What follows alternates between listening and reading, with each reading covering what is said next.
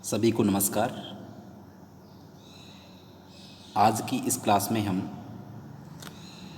अव्ययीभाव समास के शेष सूत्र एवं उदाहरणों के बारे में चर्चा करेंगे। दोस्तों, सूत्र है संख्या वंशयेन। संख्या वंशयेन सूत्र कहता है दोस्तों, वंशवाचक शब्दों के साथ संख्यावाचक शब्दों के आने पर अव्ययीभाव समास होता है। क्या कहता है दोस्तों? वंशवाचक। ये दोस्तों वंशवाचक जो शब्द आया है, वंश दो प्रकार के होते हैं। कितने प्रकार के होते हैं दोस्तों? वंश दो प्रकार के होते हैं, जन्मना और विद्या। विद्या और जन्म के द्वारा, मतलब विद्या से भी वंश चलता है और जन्म से भी वंश चलता है। ठीक है दोस्तों, वंश दो प्रकार के हैं, जन्म से या विद्या से। ठीक है दोस्तों, तो ऐसे वंशवाचक शब्दों के साथ में यदि संख्यावाचक 1 2 3 4 5 इस प्रकार के संख्यावाचक शब्द यदि आ जाते हैं तो दोस्तों उनके साथ में समास होता है और उस समास का क्या नाम है? अव्ययीभाव समास होता है। ठीक है दोस्तों, क्या होता है? अव्ययीभाव समास होता है। जैसे दोस्तों आपके सामने उदाहरण दिखाई दे रहे हैं, द्विमुनि। दोस्तों द्विमुनि, इसमें जो द्वि है दोस्तों, ये क्या है? संख्यावाचक है। क्या है दोस्तों? संख्यावाचक है। संख्यावाचक। ठीक है दोस्तों, और मुनि जो है दोस्तों, मुनि है, मुनि जो शब्द है दोस्तों, वह वंशवाचक है। क्या है? वंशवाचक है। ठीक है दोस्तों, तो इस प्रकार से दोस्तों संख्यावाचक मतलब वंशवाचक और संख्यावाचक शब्द का क्या होता है? अव्ययीभाव समास होता है। ठीक है दोस्तों, अब यहाँ जो द्विमुनि है समस्त पद है दोस्तों, इसका विग्रह की बात करें तो इसका विग्रह होता है द्वौ चे तौ मुनि च। द्वौ चे तौ मुनि च। ठीक है दोस्तों, ऐसा इसका विग्रह होगा और समस्त पद क्या बनेगा दोस्तों? द्विमुनि। क्या बनेगा दोस्तों? द्विमुनि। और इसका यदि एलो की विग्रह की बात करें तो दोस्तों क्या बनेगा? द्वि औ और तत् प्लस औ। ठीक है दोस्तों, द्वि प्लस औ तत् प्लस औ, ये इसका क्या होगा दोस्तों? अलौकिक विग्रह होगा। ठीक है, अब हम दोस्त बात करें त्रिमुनि की, तो त्रिमुनि में क्या होगा? त्रयः मुनयः, यह इसका लौकिक विग्रह होगा। त्रि संख्यावाचक शब्द है और मुनि वंशवाचक शब्द है। तो इस प्रकार से वंशवाचक मुनि शब्द के साथ में संख्यावाचक शब्द के आने के कारण यहाँ पर भी इसमें अव्ययीभाव समास होगा। और इसका अलौकिक विग्रह की बात करें तो दोस्तों इसमें मूल शब्द है त्रि। क्या है दोस्तों? त्रि। त्रि से जस, त्रि जस मुनि जस। ठीक है दोस्तों, त्रिजस मुनि जस, यह इसका अलौकिक विग्रह होगा। और अलौकिक विग्रह होने के पश्चात, अलौकिक विग्रह होने के पश्चात क्या होगा दोस्तों? संख्या वंशयेन सूत्र के द्वारा अव्ययीभाव समास हो जाएगा। और अव्ययीभाव समास होने के पश्चात सुपो धातु प्रातिपदिकयो सूत्र के द्वारा विभक्तियों का लोप हो जाएगा। विभक्तियाँ जस है, इनका लोप हो जाएगा। और दोस्तों फिर उसके पश्चात क्या होगा? त्रि प्लस मुनि। ऐसी स्थिति में क्या होगा दोस्तों? समस्त पद बन जाएगा और क्या बनेगा? त्रिमुनि। ठीक है दोस्तों, अगला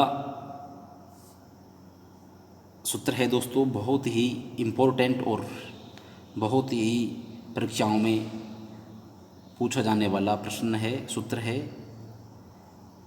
नदीविश्च। क्या है? नदीविश्च दोस्तों, संख्यावाची शब्दों का नदी विशेष को बताने वाले, मतलब दोस्तों संख्यावाची शब्दों का नदी विशेष को बताने वाले शब्दों के साथ समाहार अर्थ में समास होता है। किस अर्थ में होता है दोस्तों? समाहार अर्थ में समास होता है। और उस समास का क्या नाम है? अव्ययीभाव समास। दोस्तों क्या है? वैसे तो आपने पढ़ा होगा, सामान्य जानकारी में होगा कि संख्यावाची जो शब्द होते हैं वे क्या होते हैं, संख्या पूर्व द्विगु, अर्थात जिस शब्द के पूर्व में संख्यावाचक शब्द होता है वह क्या होता है दोस्तों, द्विगु समास होता है, या ऐसे कहें कि उसमें द्विगु समास है। ठीक है दोस्तों, तो यहाँ पर उसका अपवाद है, उसने क्या कहा है दोस्तों कि नदी विश्चय, क्या कहा है, नदी विश्चय। ये सूत्र कहता है कि संख्यावाची शब्दों का नदी वाचक शब्द जो है, नदी की विशेषता बताने वाले जो शब्द होते हैं उसके साथ में अव्ययभाव समास होता है। और दोस्तों उदाहरण की बात करें तो द्वयो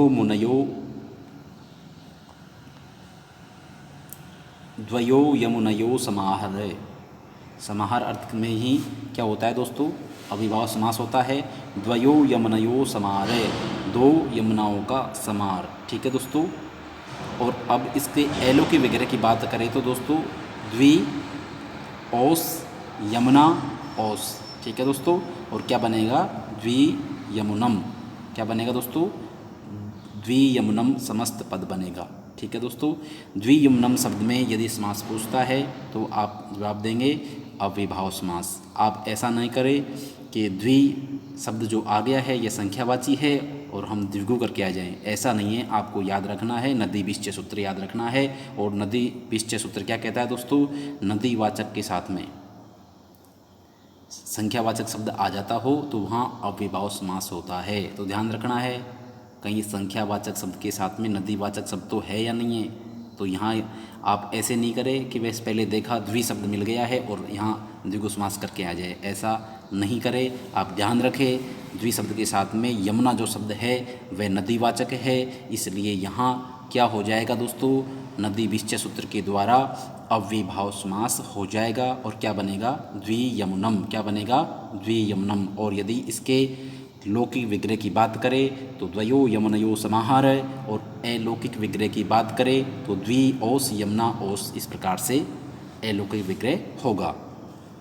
सप्तगंगम बहुत अच्छा उदाहरण है, सप्तगंगम मोस्ट, और पंचनदम ये भी मोस्ट है, द्वियमुनम, तीनों ही बहुत अच्छे उदाहरण हैं, अक्सर एग्जाम में आते रहते हैं।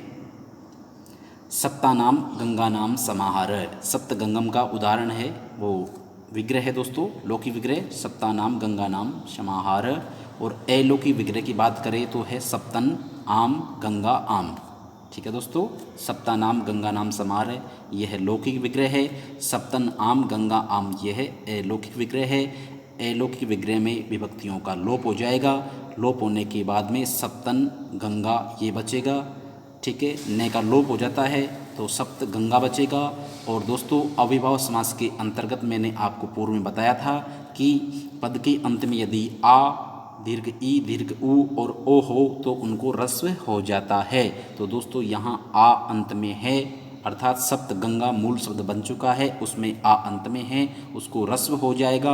और दोस्तों अकारांत जो शब्द होते हैं उसके अंत में अम जुड़ जाता है, और इस प्रकार से क्या बनेगा, सप्तगंगम, क्या बनेगा दोस्तों, सप्तगंगम बन जाएगा।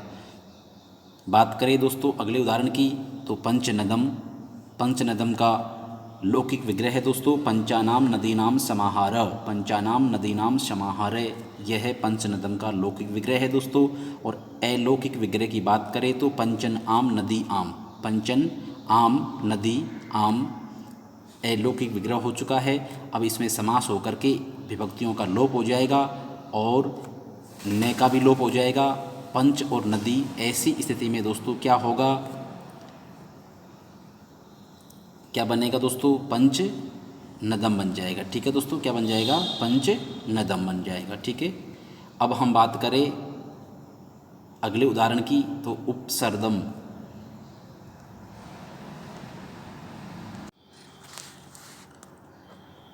उपसर्दम जो उदाहरण है दोस्तों उसका विग्रह होता है लौकिक विग्रह शरदः समीपम, और अलौकिक विग्रह होगा सर्दगस उप।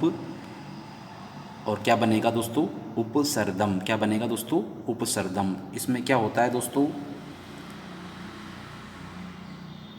विभक्ति का लोप होने के पश्चात उप का पूर्व प्रयोग हो जाता है उपसर्ग। ऐसी स्थिति में टच प्रत्यय होता है और टच में से क्या बचता है दोस्तों, टच में से केवल ए बचता है और उपसर्ग शब्द बन जाता है और अकारांत होने के पश्चात अम लग जाएगा और क्या बन जाएगा, उपसर्गम। क्या बन जाएगा दोस्तों, उपसर्गम।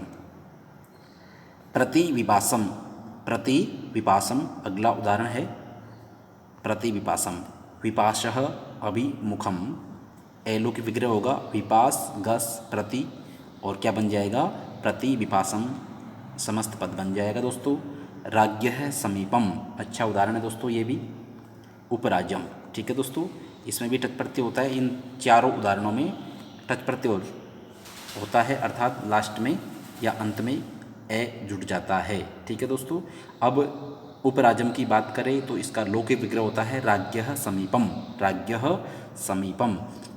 राजन गस और उप समास होकर के उप का पूर्व प्रयोग हो जाएगा, न का लोप हो जाएगा और क्या बन जाएगा दोस्तों, उपराजम। अगला उदाहरण है अध्यात्मम।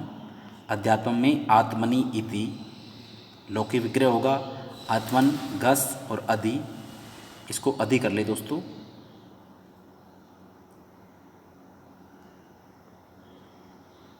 अधि आत्मनि इति लौकिक विग्रह होगा आत्मन गस अधि लौकिक विग्रह होगा और समस्त पद क्या बनेगा, अध्यात्मम। और अध्यात्म में कौन सा समास है दोस्तों, ध्यान रखना है आपको, अव्ययभाव समास। उपसर्गम, प्रतिविपासम, उपराजम, अध्यात्मम, इन सभी में अव्ययभाव समास है।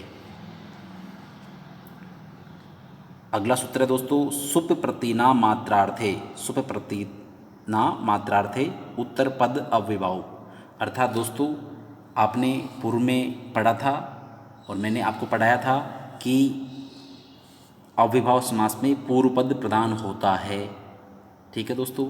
लेकिन दोस्तों यहाँ क्या है दोस्तों, जो अव्ययभाव समास पढ़ रहे हैं उसमें उत्तर पद क्या होता है, प्रधान होता है, ठीक है।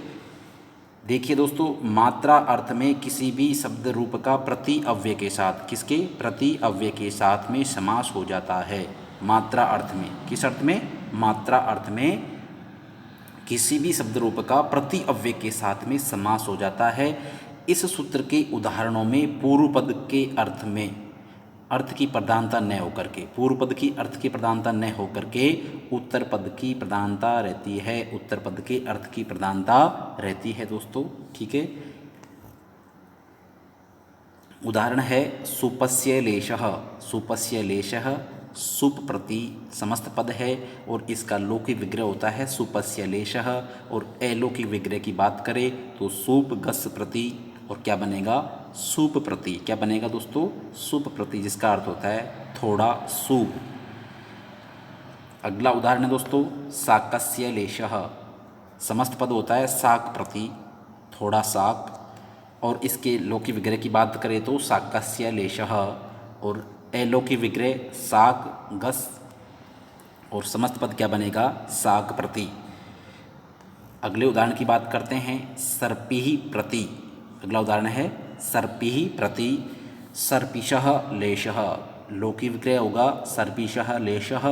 सर्पिस गंस और प्रति ये अलौकिक विग्रह होगा और समस्त पद बनेगा सर्पिः प्रति। क्या बनेगा, सर्पिः प्रति। सुखस्य लेशः सुख प्रति। सुख प्रति का होता है सुखस्य लेशः थोड़ा सुख।